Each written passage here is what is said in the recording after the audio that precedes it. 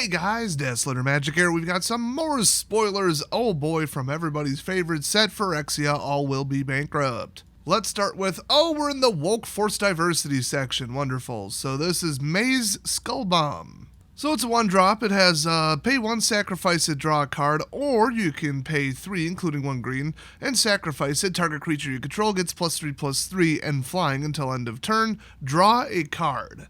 Ooh, that's pretty powerful for a common. But that's not the only one. We've got Furnace Spell Bomb. I do wonder who's using these on who, but the answer is nobody because nobody's going to buy this product. So it's a 1-cost artifact.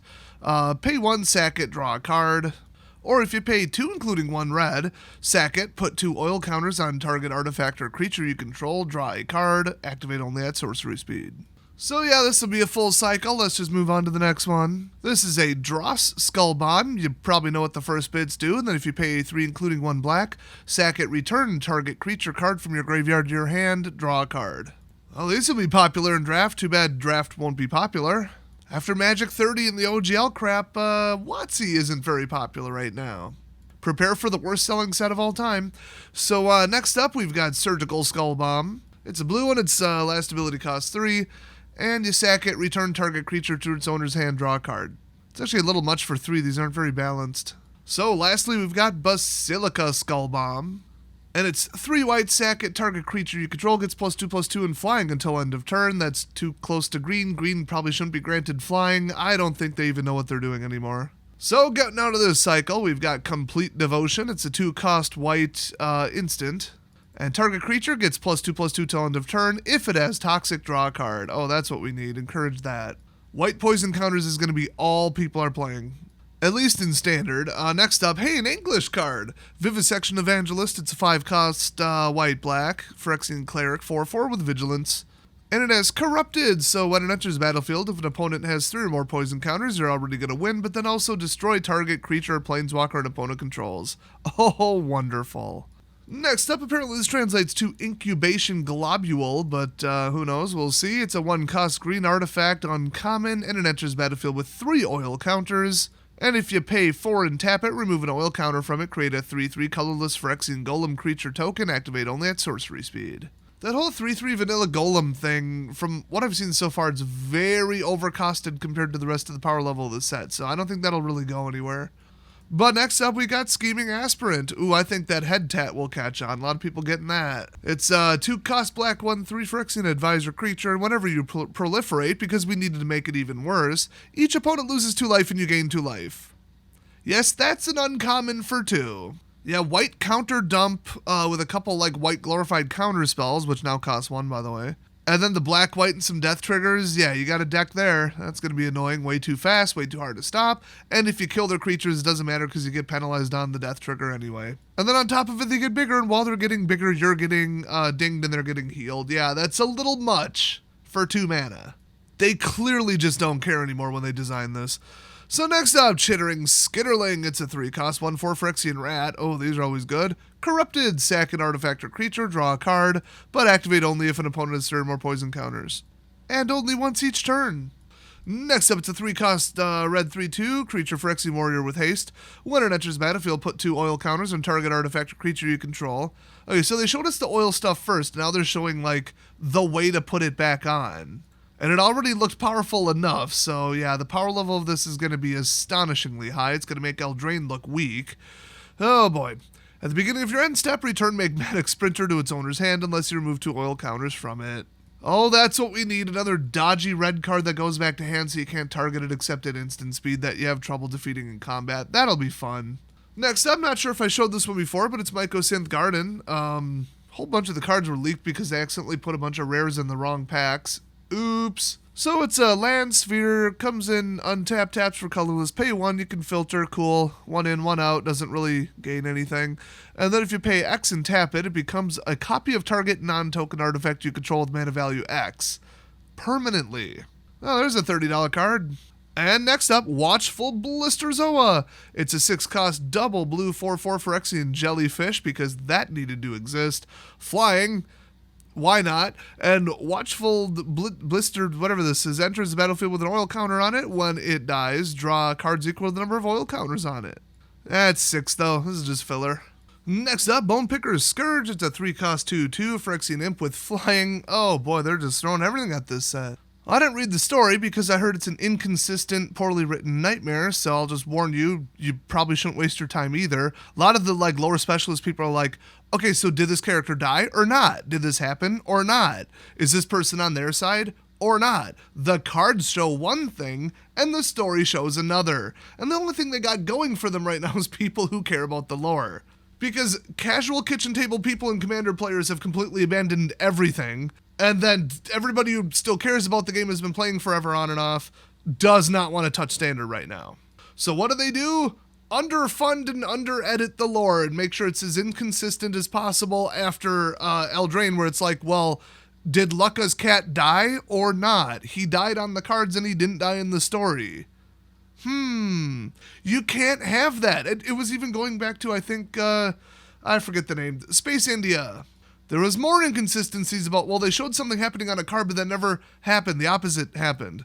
They've been doing this for a while now, and they used to care. They used to be, really super tight about keeping the lore clean. Now it's just, hire someone, whoever will do it the cheapest, whatever. At least that's what I'm hearing from insiders.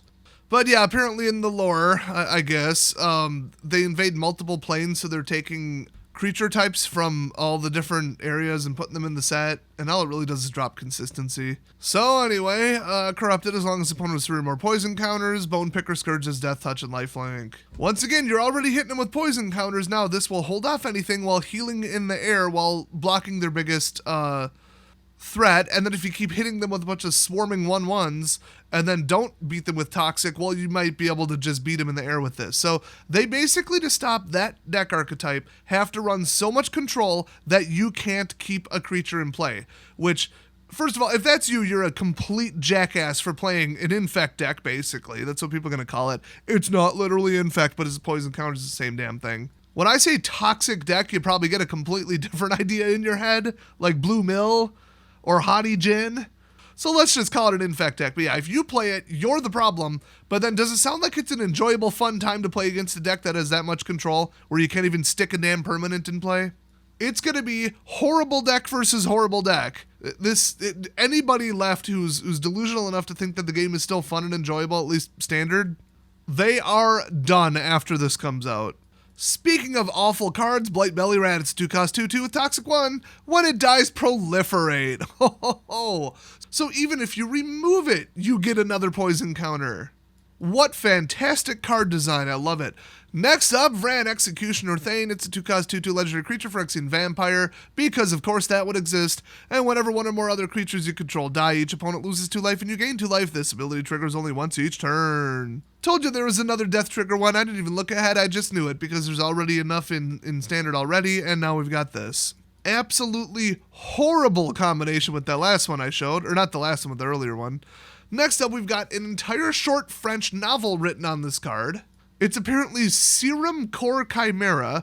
It's a 4-cost blue-red, which is, just is it. So I'm sure it's some Storm nonsense.